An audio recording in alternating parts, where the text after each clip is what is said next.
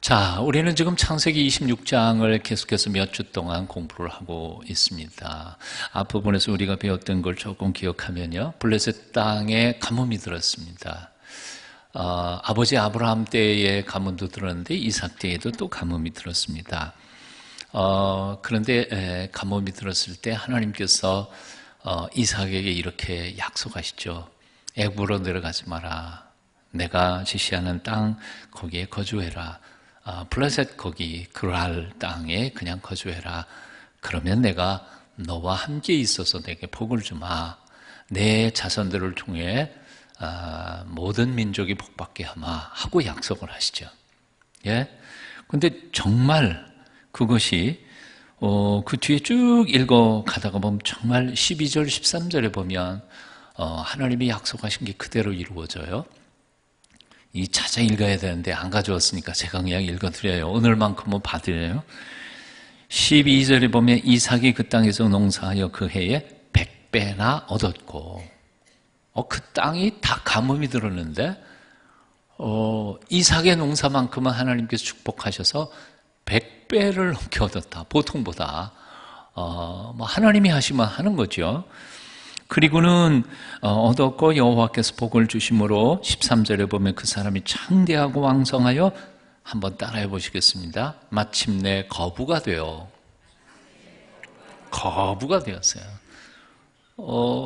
보통 가나안 땅 성지에서 가뭄이 들면 도망가는 데가 두 군데가 있어요. 한 군데는 저 메소포타미아 지역에 그 강물이 흐르는 거기는 물이 많으니까 웬만한 데서는 가뭄이 별로 안 드니까 관계시설도 잘 돼 있고요. 이제 동북쪽으로 가면 걸로 피난을 갈 수 있고요. 또 서남쪽으로 내려가면 이집트, 나일강이 흘러가니까 거기도 가뭄이 들어도 거기는 물이 본래 풍성한 곳이니까 먹고 살 게 있거든요. 그러니까 대충 이 가나안 이 땅 성지에서 가뭄이 들면 두 군데 중에 한 군데는 가죠. 그래서 아브라함이 애굽으로 갔던 이유가 애굽에는 나일강이 있으니까 먹을 게 있으니까 내려간 거죠. 그런데 하나님께서는 이삭에게 가지 마라. 여기 그냥 머물러 있어. 그러면 내가 복 주마. 그런데 거부가 되게 하시고 100배를 거두게 하신 거죠. 자, 어떤 사람들 이런 착각을 해요. 순종했으니까. 아니요. 하나님의 은혜예요. 참 묘하게 창세기 26장의 내용을 이렇게 순서를 보면요. 앞에 26장 2절, 3절, 여기에서 4절까지, 길게는 5절까지 하나님이 약속을 하세요. 이렇게 말만 들으면 내가 복 주마. 그렇게 약속하는데 그 약속하고 성취된 12절 사이에 5절부터 11절까지 무슨 얘기가 나와요? 우리 다 배운 거예요. 이삭이 자기 부인을 누이 동생이라고 사기친 얘기가 나와요. 그러니까 자기 목숨 하나 살겠다고 마누라 치마폭 뒤로 숨어버려요. 치졸한 인간 아니에요?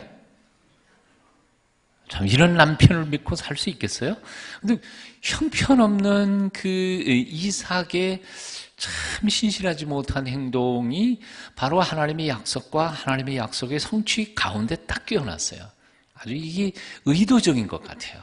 다 끼어났어요. 즉 다시 말하면 하나님이 이삭에게 복을 주신 것은 이삭이 참 성실하게 살았거나 아니면 이삭이 순종을 잘했기 때문에 이삭의 어떤 행위 때문에 하나님이 복을 주신 건 아니에요.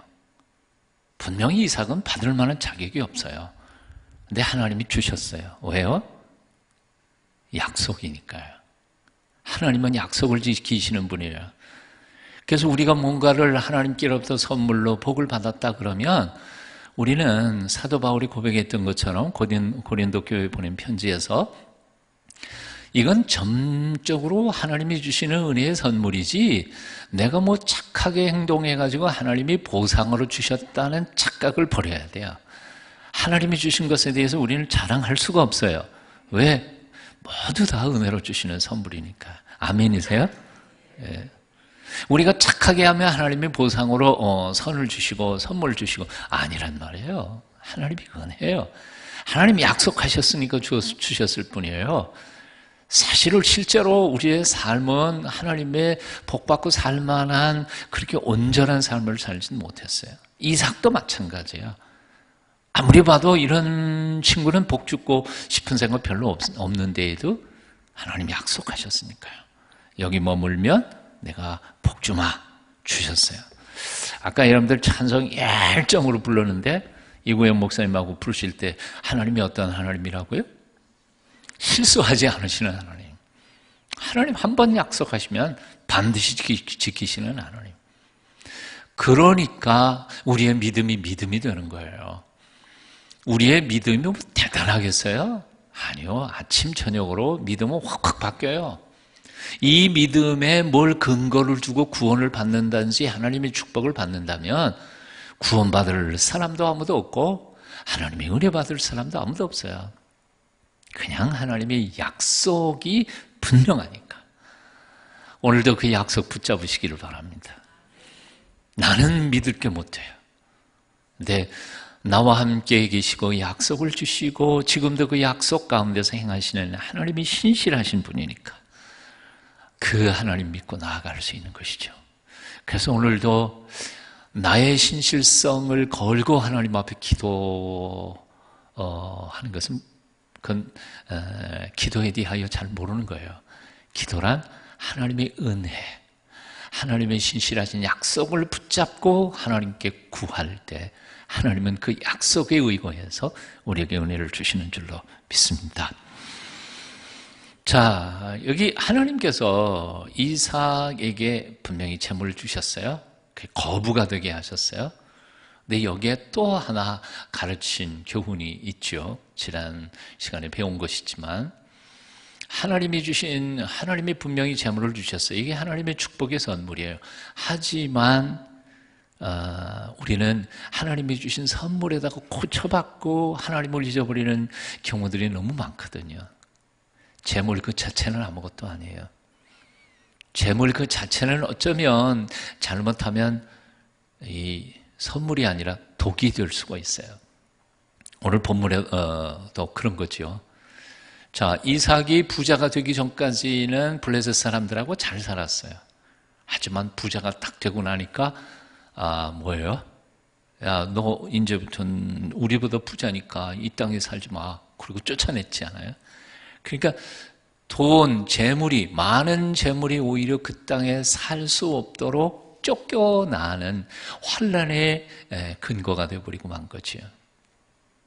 재물 혹은 높은 지위, 유명한 인기, 우리는 그걸 열망하고 또 하나님 앞에 기도하면서 그걸 달라고 그러지만 그것 자체가 우리에게 진정한 참된 평안이나 복을 주시는 건 아니죠.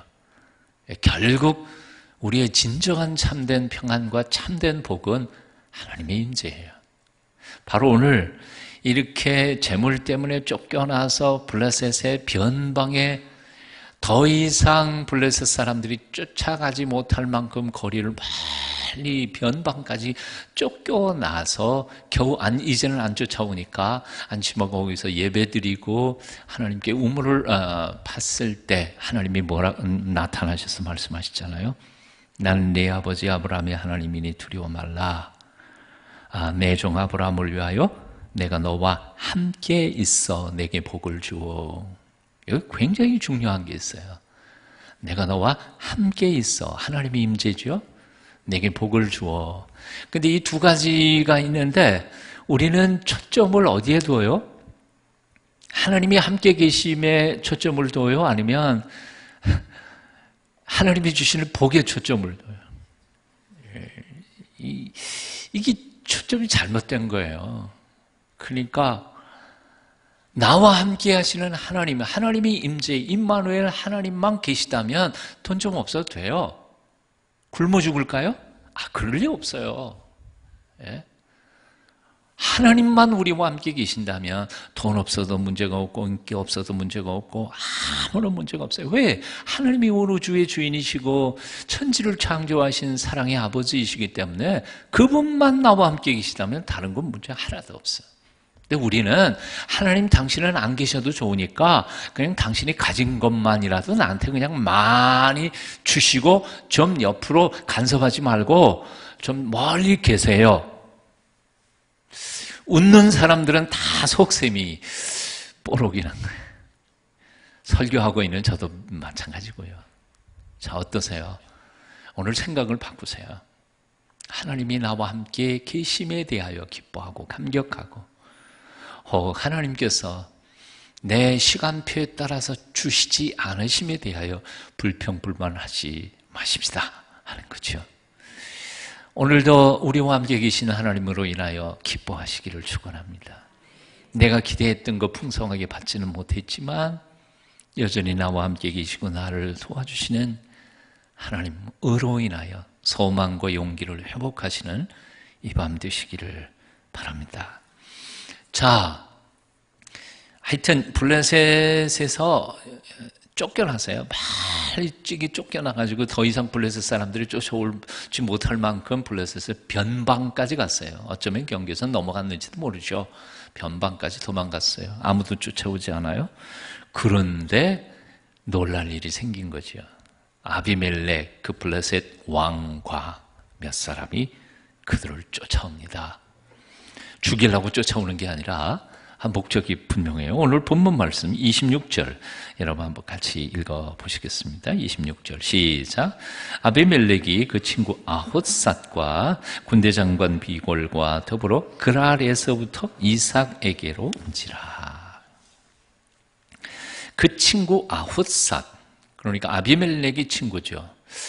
지난번에도 말씀드렸지만 아비멜렉은 그 사람의 자기 고유 이름이 아니고 바로라는 게 애굽의 황제의 직함을 얘기하는 것처럼 이 블레셋의 왕의 직함이 아비멜렉이죠. 이름은 따로 있을 거예요. 사적인 이름은.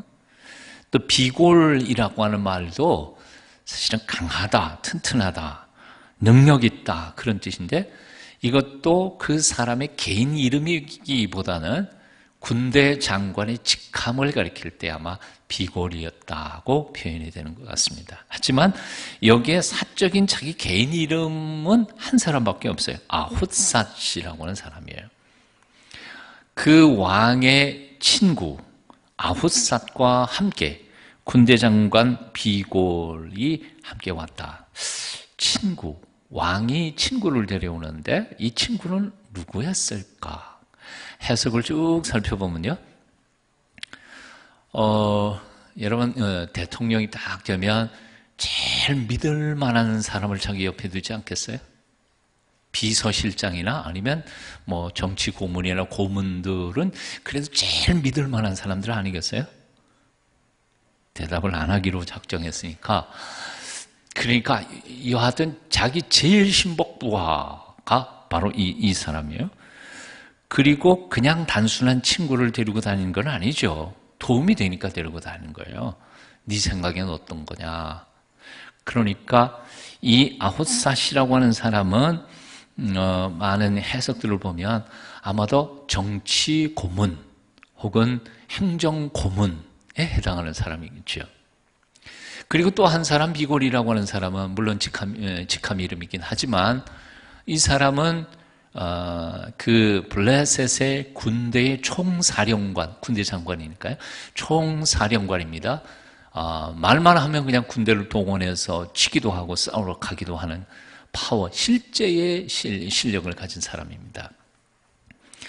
요 장면, 요 세 사람이 딱 왔어요. 근데 이 세 사람이 딱 온 것을 조선시대로 친다 그런다면 임금님 옆에 우의정, 좌의정 딱 세우고 문관, 무관의 대표들을 끌고 온 거예요. 그러니까 한마디로 말하면 비골은 지금 이삭을 만나서 놀러 온 게 아니라고요. 사적인 만남이 아니에요. 이젠 국가적인 대표자들을 데리고 와서 국가 대 국가의 계약이나 혹은 협상의 팀으로 데리고 온 거죠. 이해가 된 거예요? 네, 이해됐다고 치고 왔어요. 세 사람이 갑자기 공식적인 차원에서 이렇게 데리고 온 거예요. 실제로 우리가 생각해 보면 이렇잖아요. 아비멜렉 그랄에 살 때에 부자가 됐다고 쫓아냈잖아요. 너 나가, 우리는 너 부자 뭐 우리하고 살 수 없다 그러고 내쫓아버렸잖아요. 그 땅 주인은 아비멜렉 아니에요? 그러니까 그 변방이라 할지라도 사람을 보내가지고 뭐 쫓아낸 건 미안한데 한번 와라. 그리고 왕국으로 부를 수도 있잖아요. 왜요? 이삭이라고 하는 사람은 무슨 뭐 나라의 왕도 아니고 그냥 나그네 왔다 갔다 하는 사람인데, 그리고 블레셋의 변방일지언정 여전히 블레셋 땅에 머물고 있는 나그네 지나지 않는 사람들이니까 부르면 올 수밖에 없는 상황인데, 왕이 친히 자기 스텝들을 내리고 거기까지 변방까지 찾아온 겁니다. 이게 보통 심각한 일이 아니었던 거예요. 자, 이 정도로 위세를 가지고 왔는데 이삭은 뭐라 그럽니까? 27절 여러분 한번 같이 읽어볼까요? 시작. 이삭이 그들에게 이르되 너희가 나를 미워하여 나에게 너희를 떠나게 하였거늘 어찌하여 내게 왔느냐. 조금은 어때요? 조금은 냉정합니다. 예? 뭐 별 볼 일 없는, 어떻게 보면 왕인 아비멜렉이 왔을 때 이런 정도로 응대를 한다면 굉장히 기분이 나빴을 것 같아요. 이 뜻은 더 그래요. 이 뜻은 더 그래요. 너희 가라는 말이 있는데요. 히브리어에서 너희 가는 아템인데, 이 아템이라고 하는 너희 가라는 말은 히브리어나 헬라어 문법에서 너희 가라는 주어를 굳이 쓰지 않아요. 왜냐하면 히브리어나 헬라어는 동사 속에 주어가 다 포함되어 있기 때문에 그렇습니다. 헬라어 문장도 마찬가지예요. 그래서 주어를 밝히 쓰는 것은 그 주어에 대한 강조가 들어가 있는 거예요. 그래서 강조형 인칭 대명사예요. 템. 이건 뭐냐면 너희 가 그러고 소리 지는 거예요. 너희 가, 우리를 옛날에 쫓아버리더니 이제는 뭐하러 왔냐?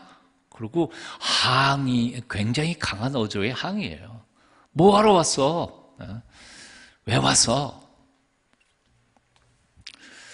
부산에서 목회할 때 모 신문사 회장이었는지, 뭐 지금은 사라져버린 겁니다. 국제신문인가? 아니지, 생각이 난 것 같다. 거기에 사장인가 그랬던 분인데 그 딸이 교회에 나왔어요. 근데 자기 아버지 연세가 많으셨는데 전도 좀 해달라고 부탁을 해갖고 그 집에 찾아갔거든요. 와, 얼마나 그 자존심이 강하고 그러신 분인지. 권사님 몇 분 하고 저하고 이렇게 갔는데 전도 폭발, 복음 제시하러 간 거죠. 딱 들어가서 저를 소개했습니다. 저는 요 옆에 모 교회에 뭐 전도사입니다. 뭐 어렸을 때 32살 32살 어린 거죠. 그 양반이 찡 내리 깔고 딱 보더니 전도사래. 그 얘기를 딱 듣는 순간 벌써 그냥 한수 쳐봤어요. 내 말은 듣지도 않고 안방을 향하여 손님 가신다. 그러고 들어가 버리더라고요. 와, 나 세상에 TV에서만 그런 거 봤지. 손님 가신다. 그러고는 들어가 버려요. 난 본 척도 안 하고요. 이삭이 아비멜렉 왕을 향하여 뭐하러 왔어? 참 굉장히 자존심 상했을 텐데, 이 아비멜렉은 이삭을 쫓아냈던 그때의 심정하고는 전혀 다른 180도로 다른, 아주 어떻게 보면 비굴할 것 같은 자세, 겸손한 자세로 그에게 이렇게 해명을 합니다. 온 이유를요. 28절 29절 한번 같이 읽어보실까요? 28절 29절 시작. 그들이 이르되 여호와께서 너와 함께 계심을 우리가 분명히 보았으므로 우리의 사이고 우리와 너 사이에 맹세하여 너와 계약을 맺으리라 말하였노라. 너는 우리를 해하지 말라. 이는 우리가 너를 범하지 아니하고 선한 일만 내게 행하여 내가 평안히 가게 하였음이니라. 이제 너는 여호와께 복을 받은 자니라. 양을 떨고 있잖아요 지금, 그죠? 네. 사실 29절 하반절은 다 거짓말이죠. 우리가 선한 일만 내게 하여, 그렇진 않잖아요. 돈 좀 벌었다고 쫓아내 버렸잖아요.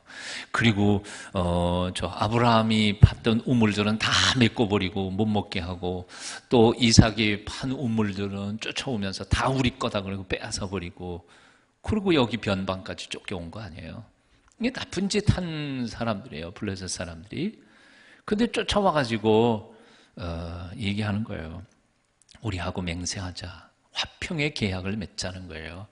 왜냐하면 우리가 너희들 선대하지 않았냐.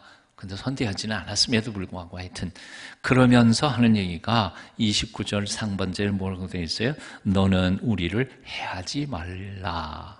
해하지 말라라고 부탁하는 것은 해할 능력이 있다고 여기는 거죠. 힘 있는 사람한테 제발 받아오 하는 거 아니에요. 그러니까 쉽게 말하면 지금 때리지 마. 나 약하거든. 이 한나라의 왕이 지금 이삭에게 우리 좀 봐줘. 그리고 부탁하러 온 거예요. 왜요? 28절에 보니까 그들이 이르되 여호와께서 너와 함께 계심을 우리가 분명히 보았으므로, 하나님이 너희와 함께 계시다는 사실을 우리가 분명히 깨달았으니까 이젠 너희하고 싸우는 게 우리에게도 이득이 되지 않는다는 사실을 우리가 깨달았다. 그러니까 화해하자. 너희가 아무리 힘이 세져도 우리를 침략하지도 말고 우리도 너희한테 잘할 테니까 화평의 계약, 맹세를 하자 하고 온 것입니다. 여기 핵심은 바로 이런 것이죠. 질문 한번 해보겠습니다. 아비멜렉이 이삭을 두려워했을까요? 예? 이삭에 대하여는 하나도 두렵지 않아요. 예. 사실 앞에도 설명을 했지만 이삭은 참 치졸한 녀석이에요. 여자 치마폭에 싸고 돌아서 도망가는 놈인데 그까짓 거 뭐 무서울 게 뭐가 있어요. 근데 아비멜렉이 무서운 게 한 가지 있어요. 이삭이 아니고 이삭의 배후에 있는 여호와 하느님이 무서운 거예요.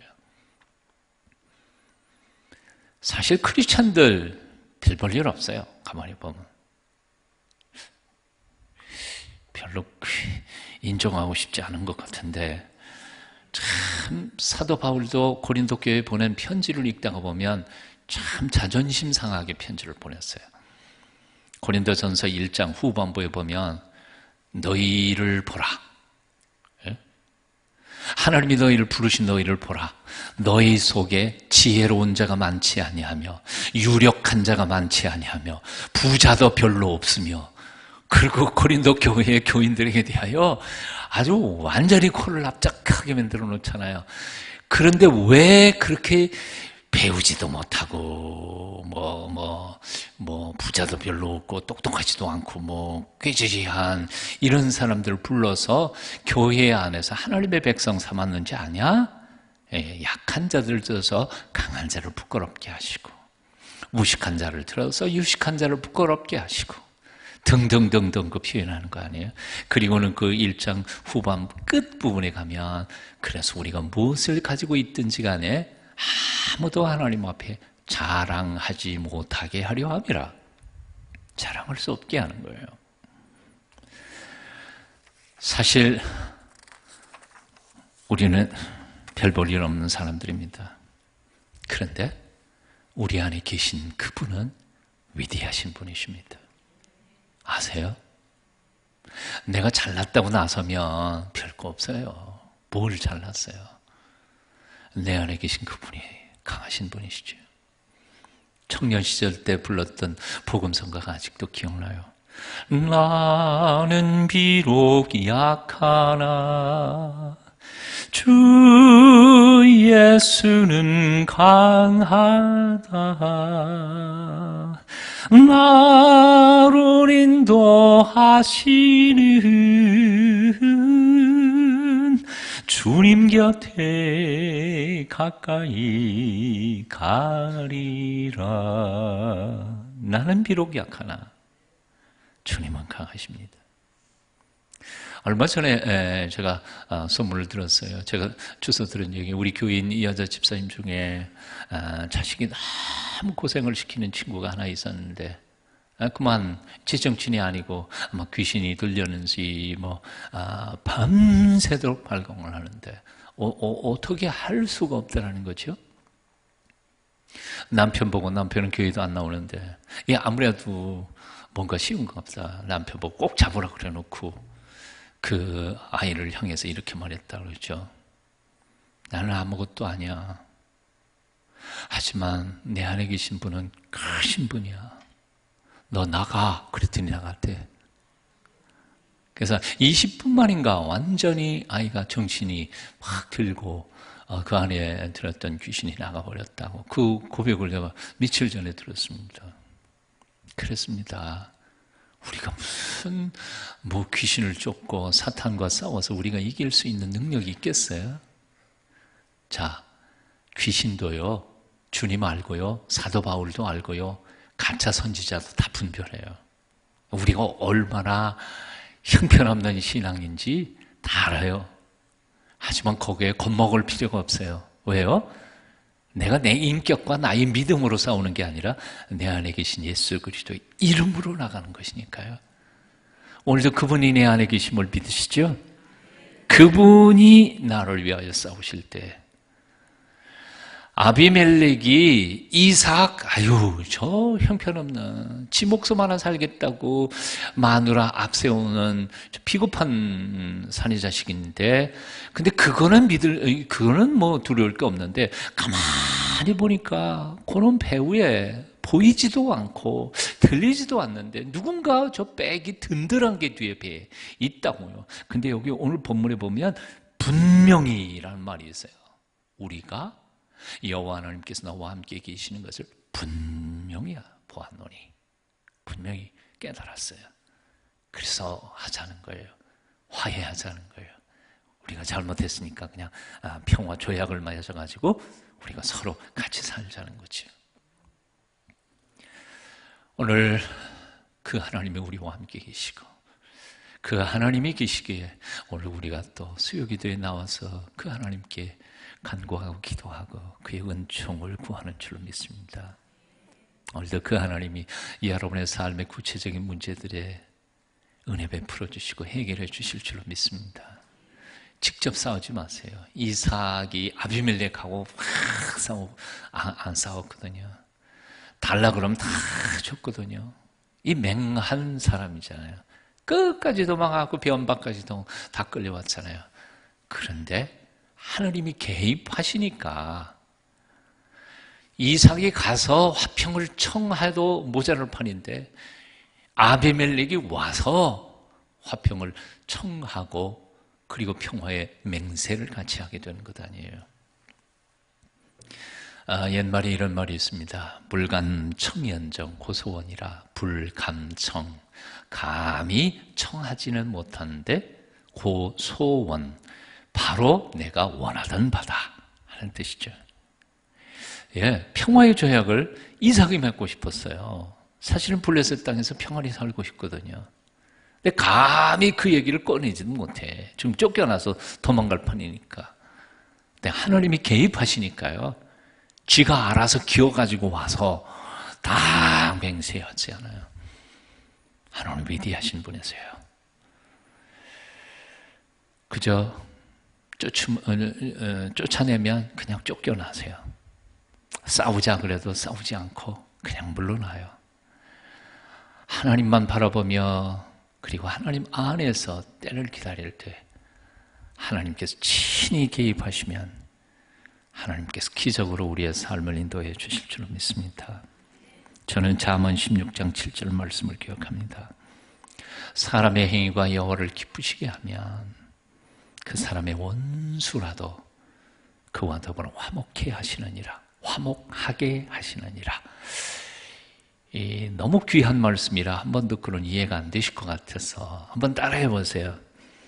사람의 행위가 여호와를 기쁘시게 하면, 다시요.